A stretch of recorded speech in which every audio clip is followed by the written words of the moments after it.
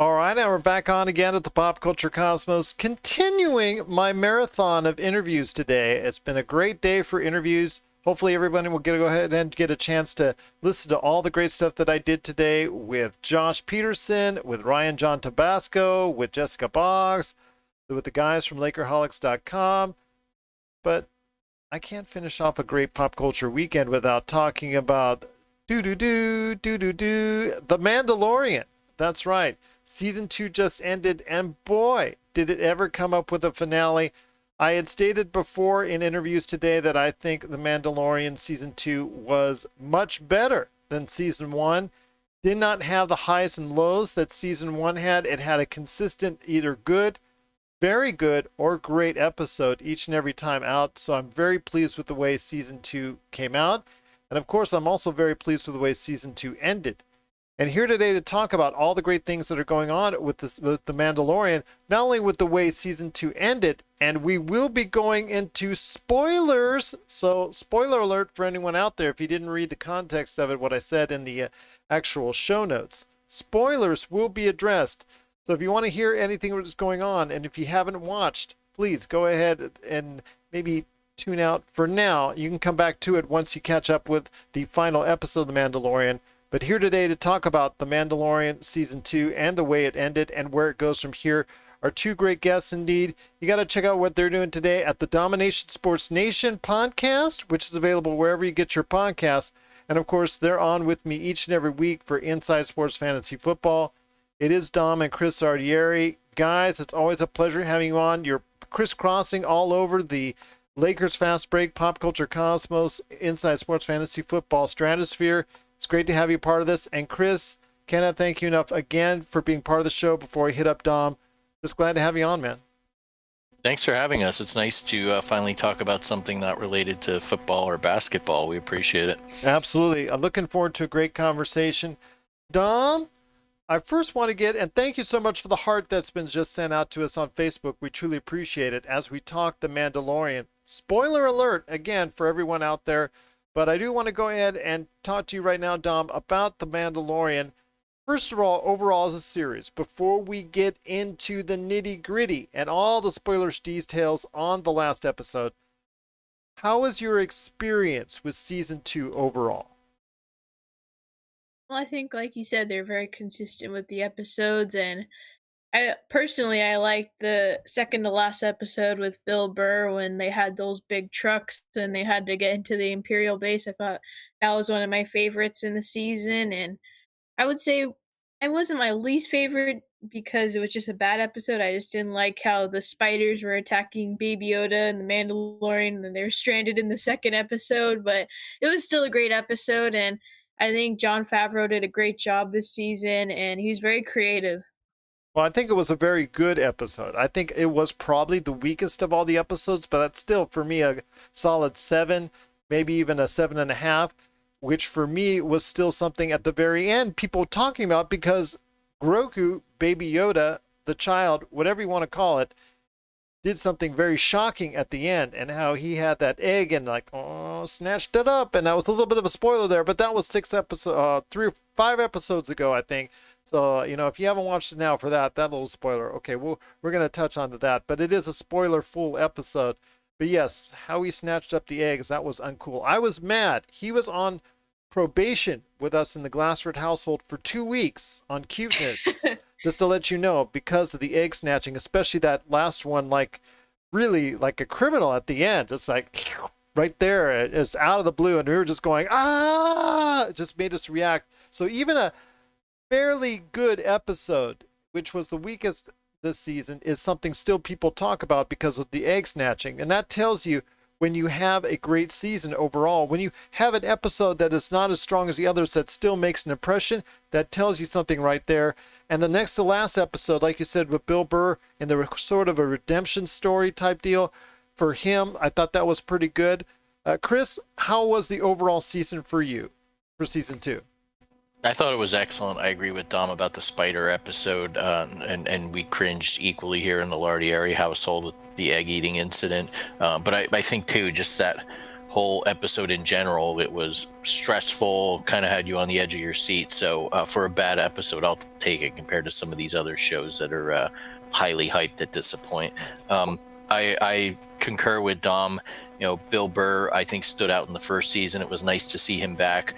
He and I were remarking, to tie back into our football sweet spot, his name's Mayfeld. Is that a Baker Mayfield reference? We'll never find out, I guess. But I really like that. And I didn't know what was going to happen, other than I heard the final episode would really be a massive surprise, and it did not disappoint. I mean, I still was talking about it with Dom and my daughter hours later, and I really liked how Favreau pulled a trick out of his Marvel sleeve, and wait for the end of the credits, and there's another surprise waiting for us. Absolutely, and we're going to get into that here in just a sec, but it was a very shocking ending to The Mandalorian that has everyone talking. It actually, again, was a very outstanding season. I think it's something, like I said before, season 1 for me, we had a lot of highs and lows. The Tatooine was the low, was really the first season. I think the Tatooine episode was, I guess, a low for many of the fans out there of The Mandalorian, but there were certainly highs as it got closer to the end of last season. But this season was very much consistent. I like the theme as far as the pattern, the way they pattern it, almost like those Western shows of the 50s and 60s, like that was immortalized in Once Upon a Time in Hollywood, where they would go, like I said, the gunfighter would come in to a different situation and to a new adventure each and every episode. And that's the way they seemingly pattern it, at least in the front half of the season. So I really like the way that they did that. And thank you again for 2 hearts for us right now for Facebook Online. So thank you so much for giving us those hearts. Big shout out to you for those users that did that. Cannot thank you enough. We're talking spoilers for The Mandalorian Season 2. But let's go ahead with the thoughts on the final episode, which I think everybody wants to talk about first before we go into the after credits scene. And I want to talk to you first, guys, about that final episode where they basically, the Mandalorian, along with all of his cohorts that he's gotten from Bo-Katan and Sasha Banks' character. I'm going to call her Sasha Banks. Well, I should be calling her real name, Mercedes Vernado, but I'll say Sasha Banks for everybody out there that's a little bit easier to follow. And then also as well, you had Boba Fett, you had Ming-Na Wen's character, and then of course you had Gina Carano's character as well, all storming this, Empire, ship, just going ahead to try to go ahead and save our beloved child, Grogu, of course. I call him Baby Yoda. I'm going to stick to that. But when it comes down to it, Chris, I want to ask you this. Do you like the setup going into it? Did you like and enjoy what was going to take place? And where was the Mandalorian dude? I understand that they wanted to do something similar to A-Force, and I think it's very powerful for women's movement that they showed off and showcased that, similar to what you saw in Avengers Endgame. But even my daughter was saying, where was the Mandalorian dude from earlier in the season? Couldn't they just said he'd gone fishing or something? Good point. Yeah, he is MIA, I guess. But you hit on something that stuck out to me, and Marvel has done a good job of this, where he rounded up his buddies. In this case, there are way more women than you'd see in anything Star Wars had done previously, which I thought was cool. Giancarlo Esposito, an excellent hottest actor man on the earth, years. hottest actor on the earth right now. Yeah, I mean, I like him going back to the Homicide days on NBC, so that shows you how old I am. But I thought he's a terrific bad guy. I thought it was fitting. Dom and my daughter and I wanted him blasted into the universe, and you knew it wasn't going to happen. So he's still lingering out there. I thought that was great. And I thought, too, the Mandalorian taking his mask off at the end in front of Baby Yoda one last time was really cool. So there's a lot of symbolism, but I think your Western analogy is perfect. Let me get my ragtag bunch of buddies together for one last run, and we're going to make a go at it to get Baby Yoda. Sort of like the Magnificent really cool. Seven. Absolutely. I mean, Favreau's a movie buff. We know that. He started as an actor. But well, I mean, that's similar based off of some of the inspiration that inspired George Lucas to create the Star Wars in and of itself.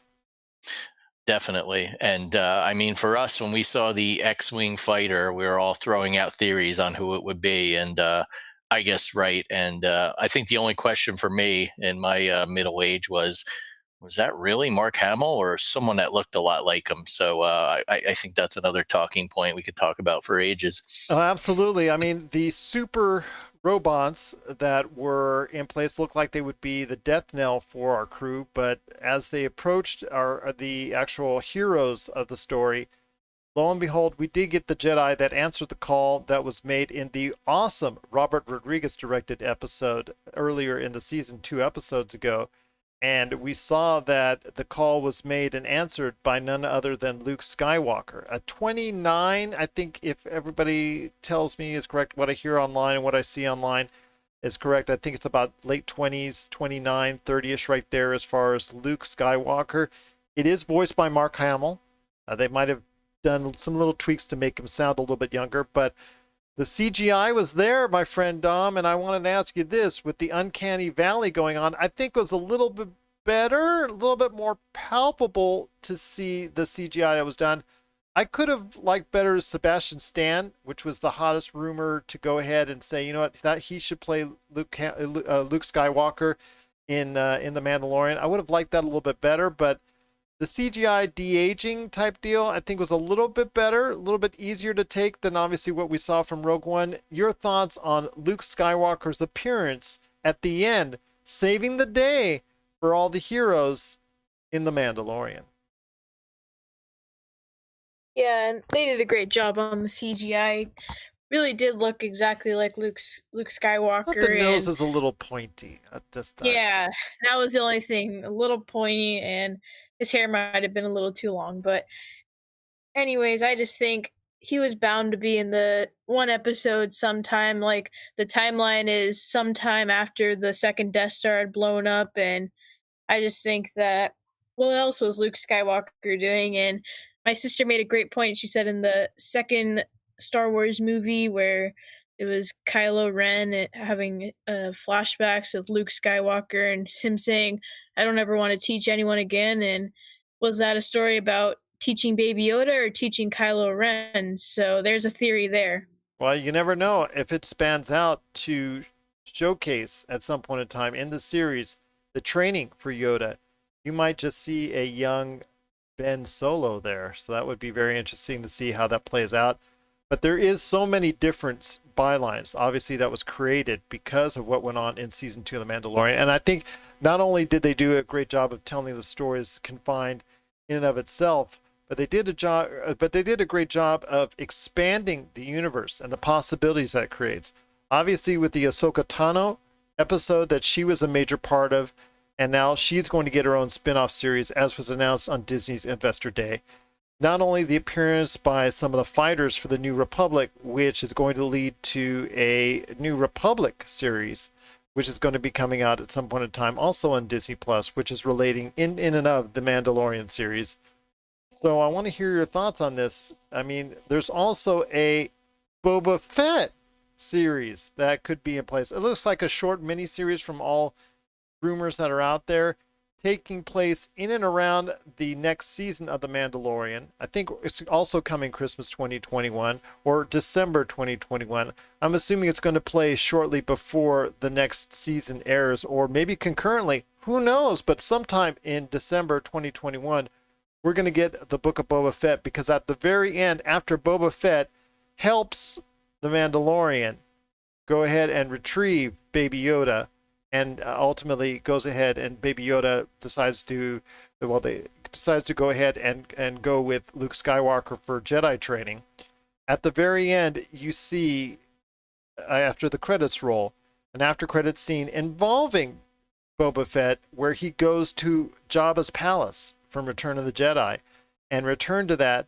And it was so funny. Some of the familiar characters that were there so many years ago were there present. Bib Fortuna was the actual same actor, quite a bit older, quite a bit heavier, but he was there actually leading, because that was all that was left. But when it took place and Boba Fett quickly knocked him off, killed him off, and everyone there, him and Ming-Na Wen's character, who the reason why she's hanging out with him is because she is in his debt for having him saved her in season 1 of The Mandalorian. So going back on that. So I want to ask you this.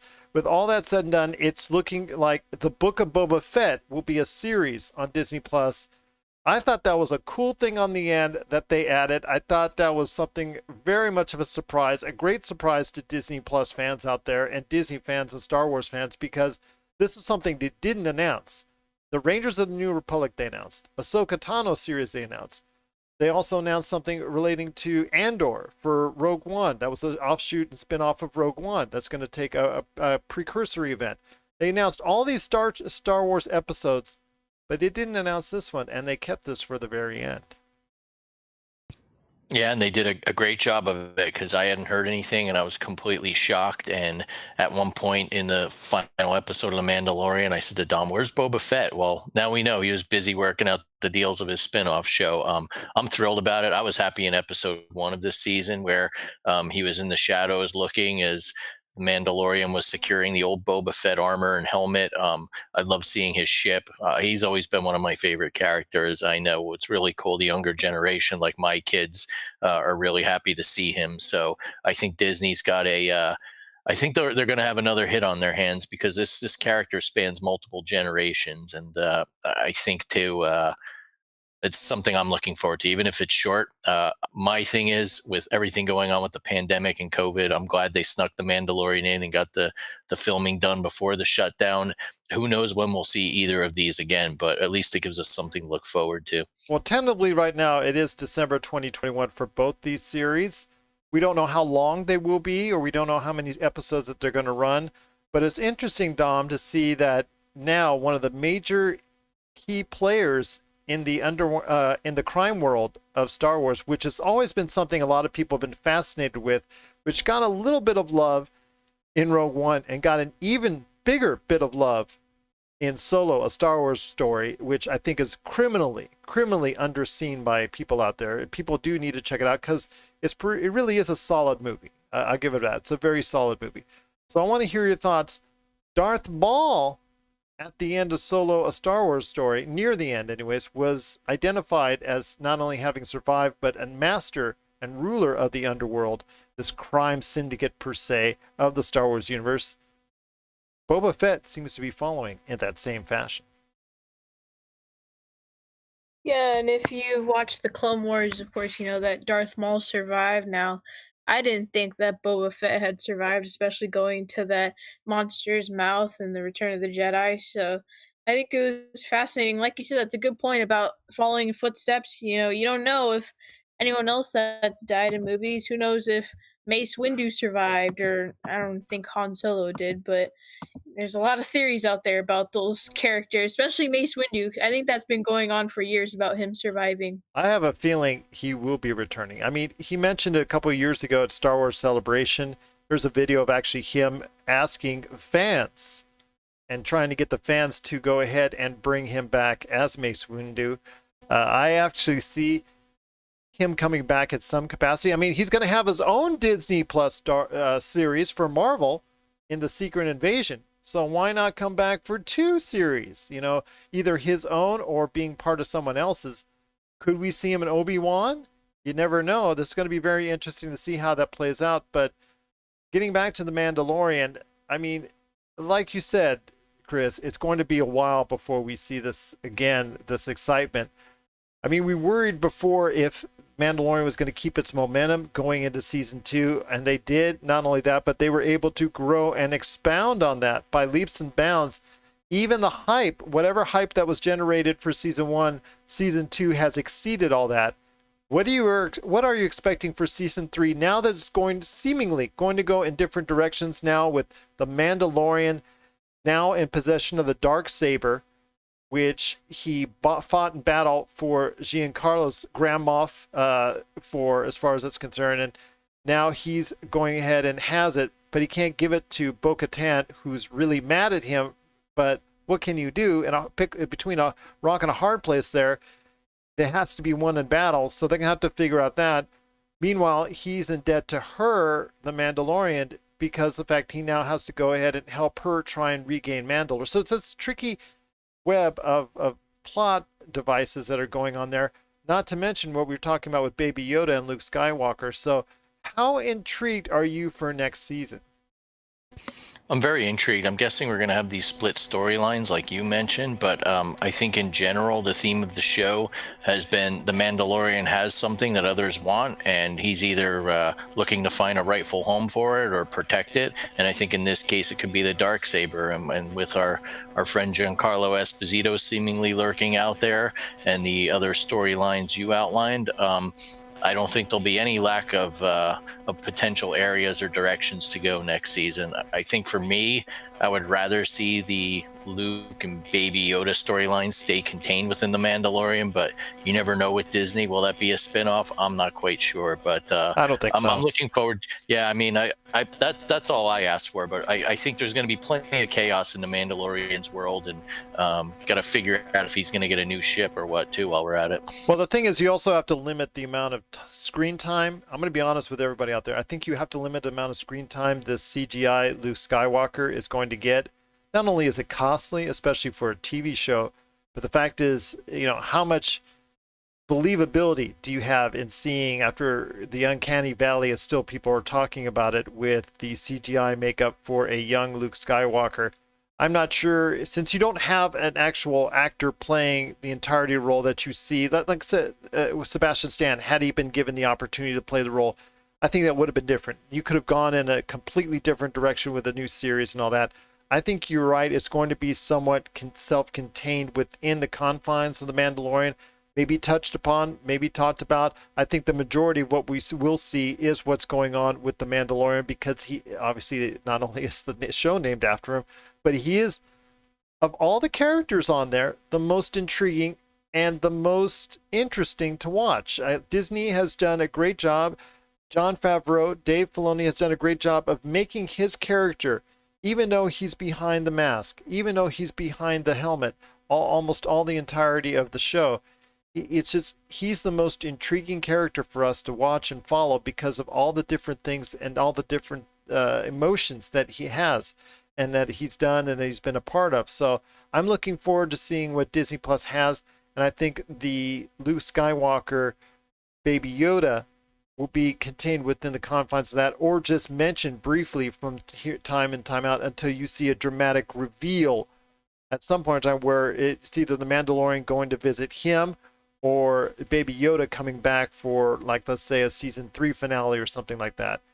Dom, I want to go ahead and ask you this before we head on out, and that is your overall thoughts on the way the Mandalorian ended. Are you pleased? Are you excited? And are you enthused to see a Mandalorian season 3?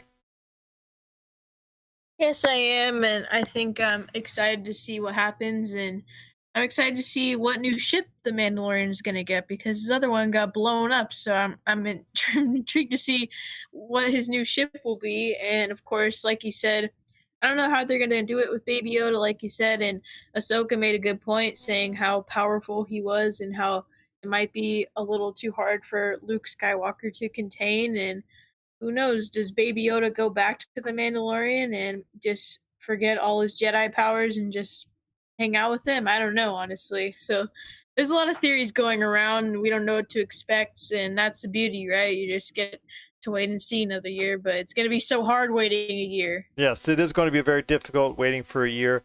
Ramoff Tarkin, again, played by Giancarlo Esposito, very smarmy, very evil, very intelligent, and I'll tell you what, he's did a great job again. Hottest actor on the earth, and I'll say it over and over because with the Mandalorian, The Boys, Far Cry 6, and whatever else he's doing right now is just sizzling hot right now. So don't get near him unless you want to go ahead and touch him right now because he's really hot. Because right now, as far as an actor is concerned, and I'm just happy for his success. And like you said, Chris, he's been a great actor for many years. Breaking Bad, you said Homicide, Life on the Street, and whatnot. He's done a great job on all of that, and I'm truly happy for his success. But yes, it is the Mandalorian season 2. It ended up on such a great note. I cannot thank you guys enough for talking about it. So excited for season 3. Any last thoughts on the Mandalorian, Chris, on the way out?